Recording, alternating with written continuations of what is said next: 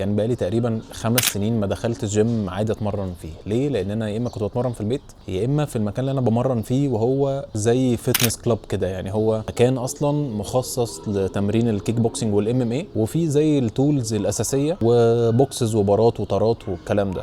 طيب نقول الاول ايه اللي خلاني ابطل اتمرن في الجيم. اللي خلاني ابطل الكوميونتي نفسه بتاع الجيم بقى شكله غريب. الجيم بقى اغلبه ناس داخله تتمنظر اكتر ما هي بتتمرن. واكيد برضو وانا صغير عندي 15 16 سنه برضو كنت بدخل وبجعر عشان الفت النظر واشيل اوزان. يعني مش بقول ان دي حاجه غريبه، لا ده الطبيعي يعني بتاع الناس وبتاع الولاد خصوصا في السن ده. بس الموضوع بقى زياده قوي، المنظره بقت زياده قوي. الجيم كله بيصور نفسه يا اما بيصور صحابه، البنات نفس الكلام برضو، منظره ولبس وتصوير. ما بقاش جيم قوي يعني. تلاقي ناس بتعلي صوتها قوي عشان صوتها يبقى مسموع وتلفت النظر والناس تبص عليها. اوزان ملهاش اي علاقه بالواقع ولا بان هو بيعمل الرينج اوف موشن صح.